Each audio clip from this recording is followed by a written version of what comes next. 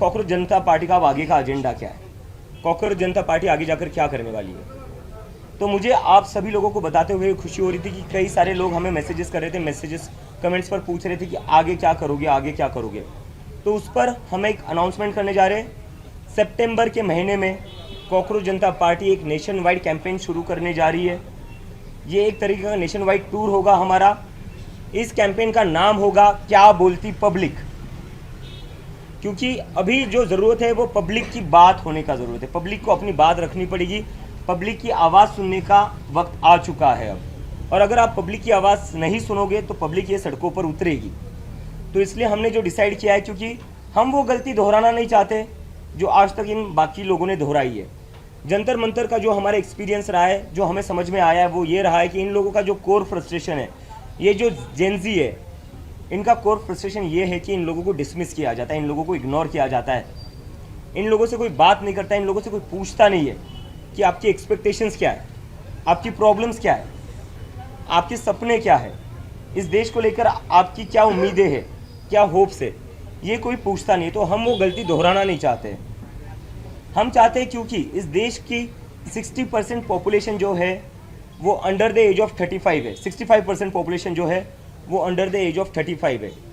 यही लोग हैं जो आगे जाकर इस देश का भविष्य है, यही लोग हैं जो आगे जाकर इस देश को चलाने वाले हैं, यही लोग हैं जो आगे जाकर इस देश को आगे बढ़ाएंगे।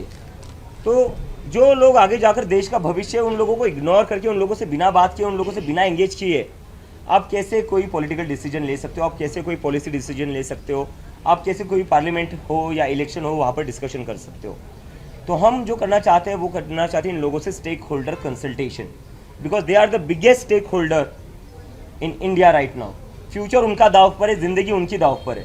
तो कॉकरोच जनता पार्टी इन सभी पूरे देश भर में घूमेगी, इन सभी लोगों से बातचीत करेगी, समझेगी इनके मुद्दे क्या है, इनकी क्या एक्सपेक्टेशंस है, और देश की एक इन टोटलिटी पॉलिटिक्स किस तरीके की होनी चाहिए, पॉलिटिक्स के मुद्दे क्या होने चाहिए। बिकॉज हम शुरुआत से कह रहे कि हम एक प्रेशर ग्रुप है जो चाहते कि एक पॉलिटिकल डिस्कोर्स चेंज हो इस देश का।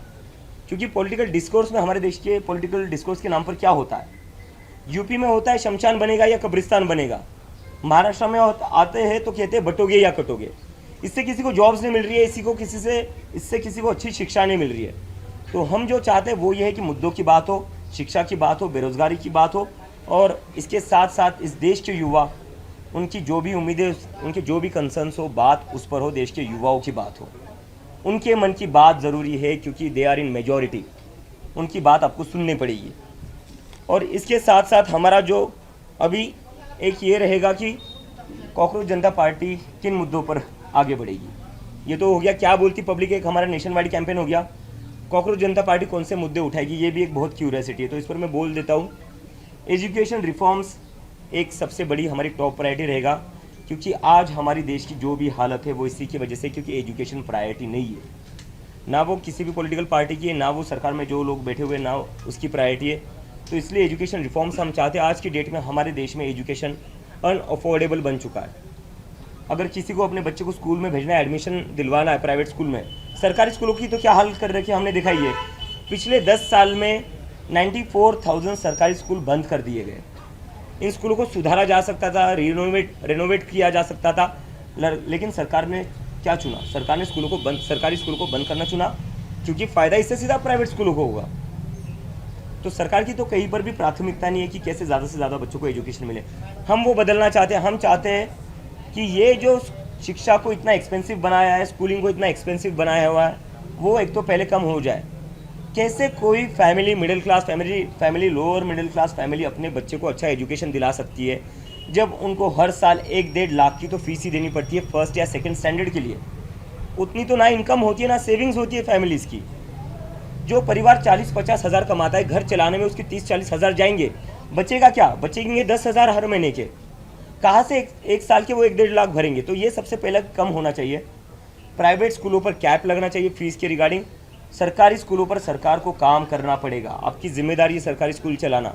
जिस तरह से अपने डीमोनेटाइजेशन के बाद हर जिले में अपने मुख्यालय खोल दिए थे, अपने हेडक्वार्टर्स खोल दिए थे, आपने क्यों वैसे स्कूल्स नहीं खोले? उल्टा आप स्कूल बंद करते गए हो। तो ये नहीं चलेगा। एजुकेशन रिफॉर्म ज़रूरी है।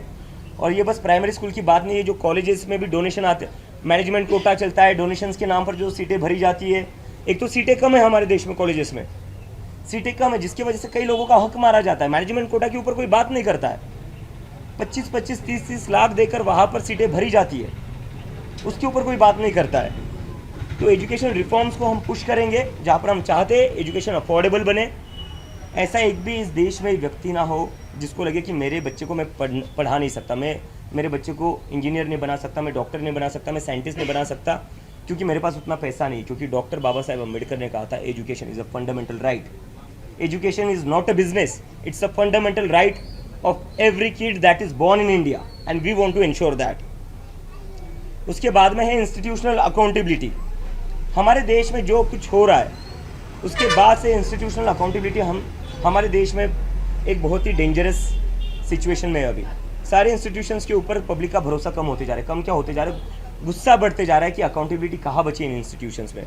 हम पॉलिटिक्स की बात करें, लोग कहते हैं कि हम सुबह किसी को एक पार्टी से चुनते हैं, वो शाम को किसी और पार्टी में होता है। सुबह हम एक सरकार के लिए वोट करते हैं, लेकिन शाम को कोई और ही सरकार बन जाती है। और जब वो नहीं होता है तो ईडी सीबीआई भेजकर पार्टियों को तोड़ा जाता है। तो एक जो पॉलिटिकल सिस्टम है उसके ऊपर से भी लोगों का भरोसा उठते जा रहा है, और अगर ऐसा चलता रहा तो इस देश के डेमोक्रेसी के लिए बहुत ही डेंजरस साइन है। दूसरा, इलेक्शन कमीशन। हमारे देश में एक टाइम हुआ करता था जहां पर वोटर्स सरकार चुनते थे, लेकिन आज के दौर में क्या हो रहा है, सरकार चुन रही है कि वोटर कौन होगा, सरकार चुन रही है कि कौन वोट नहीं करेगा, कौन वोट डालेगा। तो डेमोक्रेसी ऐसे नहीं चल सकती है। तो इस पर इलेक्शन कमीशन की जो अकाउंटेबिलिटी है वो भी फिक्स करनी पड़ेगी। अगर इलेक्शन कमीशन की अकाउंटेबिलिटी फिक्स नहीं करेंगे तो ये देश में इलेक्शन मैनिपुलेशन होता रहेगा, और उससे उसके बाद नाम के लिए इलेक्शंस रह जाएंगे। It will just become a formality, जो हम नहीं चाहते। और उसके साथ साथ अभी जुडिशरी जो है, जुडिशरी के ऊपर भी बहुत बड़ा प्रश्न चिन्ह निर्माण है। लोग कहते कि जो कॉमन इंसान जुडिशरी में जाता है उसकी सुनवाई जल्दी नहीं होती, उसकी हियरिंग जल्दी नहीं होती, उसके डिसीजन जल्दी नहीं आते, उसके ऑर्डर जल्दी नहीं आते, उसको बार बार जाना पड़ता है, धक्के खाने पड़ते हैं कोर्ट के। लेकिन जैसे कोई बड़ा बिजनेसमैन चले जाता है, उनकी अर्जेंट हियरिंग लग जाती है। हमने तो देखा है कैसे कैसे मिडनाइट हियरिंग्स भी हुई है कुछ केसेस में, लेकिन वो उन सभी केसेस में हुए जो हाई प्रोफाइल केसेस थे। जहाँ सरकार गिरानी है वहाँ अर्जेंट हियरिंग हो जाती है, जहाँ MP MLAs को पार्टी स्विच करवाना है वहाँ अर्जेंट हियरिंग हो जाती है, अर्जेंट ऑर्डर भी आ जाता है।